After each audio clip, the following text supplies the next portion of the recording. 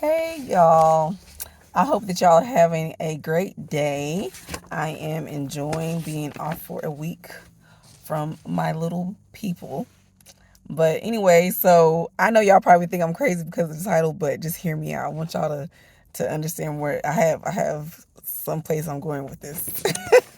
So I just want to start talking about uh, Esau killed Yeshua. What does that mean? I'll give y'all a minute to think about it.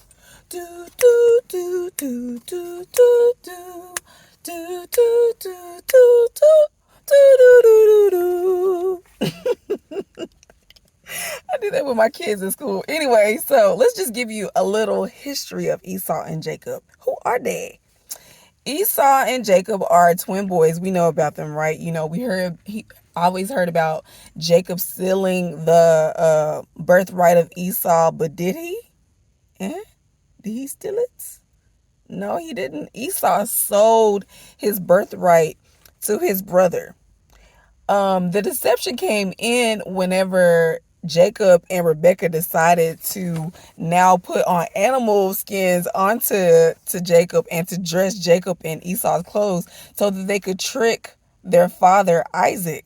But my question always has been, for a number of years since I was a little girl, how hairy was Esau? Like, bruh. Like, somebody's putting on animal skins and your daddy's like, yeah, that's my son. Like, what? That was always wild to me. But anyway, so that was the part that was deceptive. Not necessarily that he stole his birthright in that way. They should have told him, like, hey, Esau sold his birthright, but maybe they didn't want to break Isaac's heart because Isaac loved Esau and Rebecca loved Jacob. And let me just say this, Esau was for the streets, y'all. Esau was for the streets. He did not care about his birthright. He didn't care about his parents. He didn't care about his culture. He literally went around marrying all kinds of women. He married Canaanites, Hivites, Horites, which were cave or Neanderthal people. He married Ishmaelites. He was spreading his seed everywhere. And that was just not what God had intended. He wanted us to be fruitful and multiply, but not like that. So that's a little bit of the history of Esau and Jacob. And so we're going to push it on down in the Old Testament. We're going to go all the way down, jump from the Old Testament to the New Testament.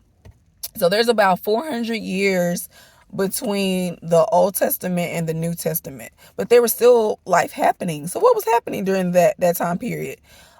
We had the Israelites going into the captivity multiple times because of their sins of worshiping other gods. One of those times that they were being ruled by the Greeks. They were the world power. You remember, it was like the Babylonians and then the Persian. Then we have the Greeks. The Greeks were beat out by a group of priestly family called the Hasmonean dynasty. And the person that led this fight was somebody called John Hyrcanus. And I'm looking over him notes because I don't want to miss anything. His name was John Hyrcanus. He was able to at least win back his territory. And during this time, a lot of people converted to the ways of Yah. And conversion is nothing new. The people, when they left the children of Israel, when they left Egypt, there was converts. There was a mixed multitude. Rahab and Ruth are converts. Even Esther, in the book of Esther, there were converts after she stopped Haman from committing genocide on her people. And let me just say, Esther was from the tribe of Benjamin. She was not a Jew. And I want to make that clear. The reason why I want to make that clear is because we know that there's a certain group of people that only claim one tribe when there was 12 other tribes. I mean, not 12 other tribes, but 12 tribes. Jacob and Leah plus Rachel and their handmaids, they had 12 boys, and they had one girl, which was named Dinah. But anyway, John Hyrcanus won. A lot of Esau's children were around still at that time, and they converted to the ways of Yah. And then we had fighting amongst the Jews at that time. And this allowed for the Romans to come in and take over. The first person they put in place was Pompey. Pompey, he didn't really change any of the legal laws or anything like that. He just kind of wanted the territory, much like how the United States is with Puerto Rico. And then after he was out of power, Rome now put in power the Herods. And we know about the one of the Herods that was around whenever Jesus was born. You remember he was killing all the baby boys, and that's when Joseph had to take Mary, and they went to Egypt. And then we have also the Herod that was around during the time that John the Baptist, this was a family, John the Baptist execution, and also he was in power during this time. Anybody that opposed Herod, he took them out of office. He executed or persecuted them, and he put his own people in power, and that is including the Sanhedrin. So let's just talk about the Sanhedrin, because they were an important part of Jesus being crucified. So the Sanhedrin were made up of two different groups. It was supposed to be a replica of what Moses had with the 70 elders. You had the Sadducees that were more concerned about the secular law, and then we had the Pharisees that was more concerned about the religious laws. These people didn't always really get along, but they united when it came to trying to take Jesus down. So we have the Sanhedrin that's in power. Who else is in power whenever Jesus comes? Herod is in power, and then also Pontius Pilate was one of the governors of the area. And so you have the Sanhedrin, like I said, they were the lawmakers and the teachers. They were trying to get Yeshua on his words because of what he was saying. He was declaring that he was the Son of God. He was declaring that he was the bread of life. He was declaring that he was the living water. And because of this, they were like, nah, he can't be the Son of God. He can't be the Messiah because he comes from Galilee. But the thing is, he never said that he came from Galilee. And let me just say why, and I keep on looking over because I don't want to miss anything. The reason why he was even in Galilee at that time was because the original purpose of God was to have the Israelites be an example, to be blessed, to draw all men unto God, so they will worship the true and living God, which is Yahweh, and not these little g gods. So the Galilee was positioned in a place where you had access to all these different types of groups of people. There was a commercial or business highway called the Via Maris that connected the east to the west, the north and the south. So you had the Egyptians or the Greeks and the Romans and the people of the east that were all did commerce through this particular area. So that is why he was in Galilee and not necessarily in other parts of where his people were from. And his people were blinded to who he was and what he was trying to do because of the Sanhedrin. The Bible tells us that we perish for a lack of knowledge. And also, I just want to talk about false teachings, because a lot of these people, the Sanhedrin, they were false teachers. They were using the law to trap people, to kill people, and it wasn't being used for what God intended for it to be used for, which was to have a standard. And I want to go to John chapter 1, because I think this is so important. I love the book of John because John gives a more personal account of Jesus' identity versus his works. I mean, he talks about his works too, but it gives identity, and that is something as Black people in this world we have been stripped of, is our identity. So let me go to John chapter 1, and this is a popular, you already know it, but I'm still going to read it anyway. John chapter 1. Uno momento. Okay, so it says, in the beginning was the Word, and the Word was with God, and the Word was God. He was with God in the beginning. Through him all things were made. Without him nothing was made. So he was the Word. He was the law.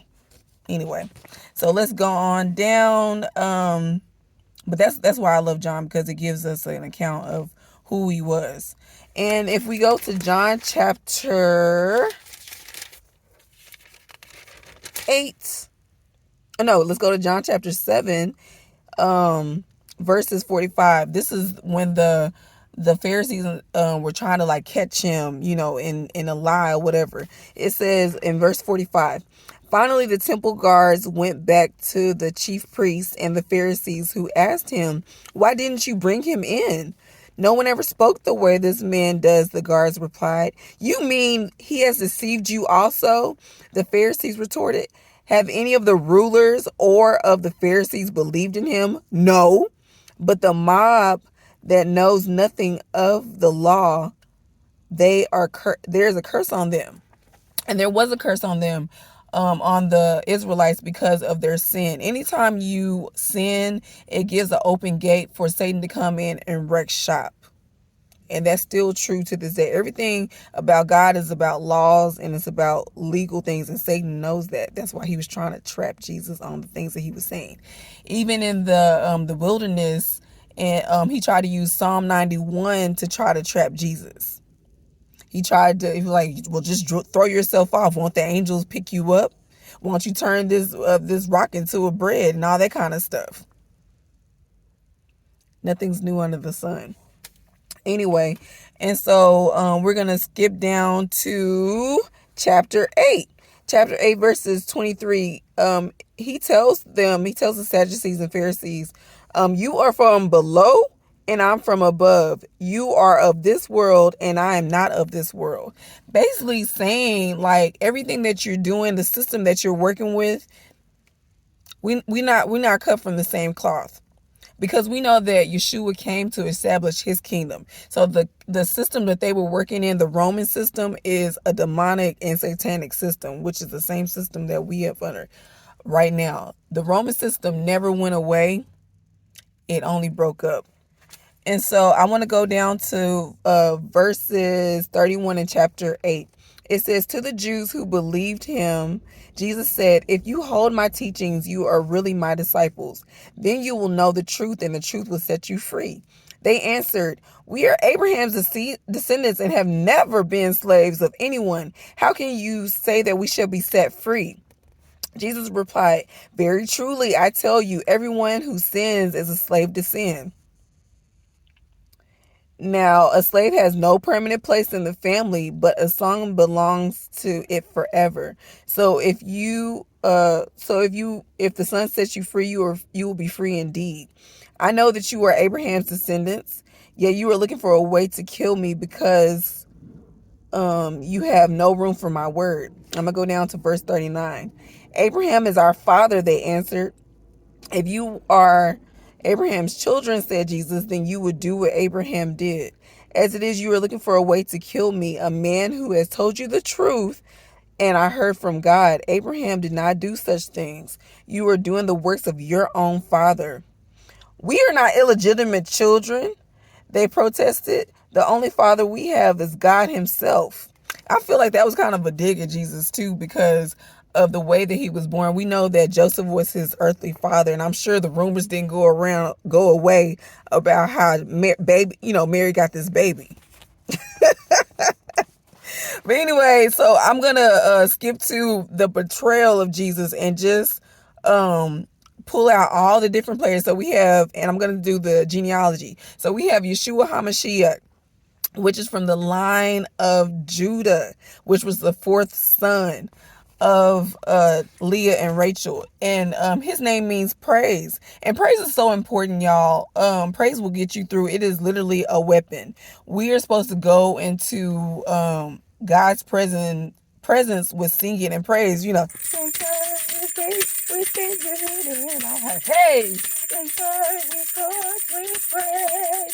and we're supposed to do that because when we praise, he inhabits the praises of his people. That always makes me so excited that he comes to visit us in that way. But he's from the line of Judah, which is a descendant of Jacob. And then we have, of course, the betrayer, which is Judas Iscariot. Judas Iscariot was not an actual bloodline Jew. He was a Jew by convert. The area that he comes from, they were converted Jews. Who else was around, or players? We have Pontius Pilate. Pontius Pilate also was not a Jew or from Israelite. He was a Gentile. He was from the line of Japheth. He was from Kittim, which is now known as Rome. And then we have Caiaphas, which is the head priest. He was also an appointed priest by Herod, and he was also an Edomite. Herod himself was not an actual Jew. He was a king of the Jews, but he was not a biological king of the Jews. He was also an Edomite. So that is what I mean when I say that Esau killed Yeshua. And I just want to say that this book of John is all about words and laws. What we're experiencing is all about two brothers that are fighting over legal rights, a legal document. It's like, oh, God is not concerned about law and everything like that, but he is.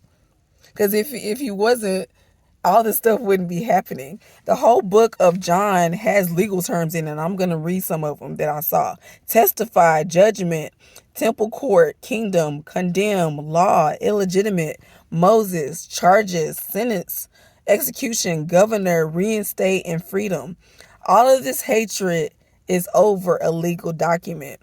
They were trying to legally get Jesus to try to crucify him.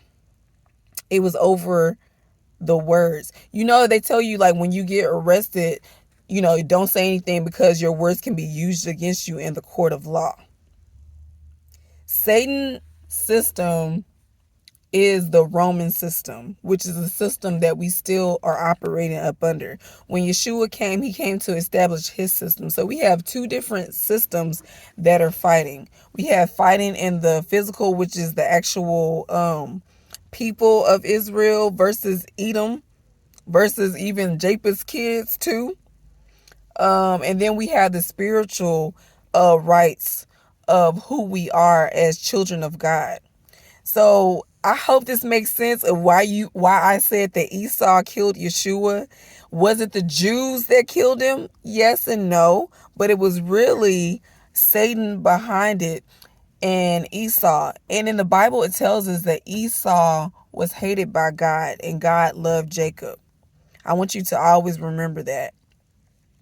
And that's all I have. And just know that the law itself is not something that is bad. It was created so that we could be in line with the way God wanted us to carry out ourselves here in this realm. But because of these people that got a hold and got hold of power, they used it to suppress us. The same thing, in the continent. The same thing in Spain, the same thing here in the United States. They have used laws to suppress and oppress us from the beginning of time. Words are important, laws are important, and it was Esau that killed Yeshua. Y'all have a good day.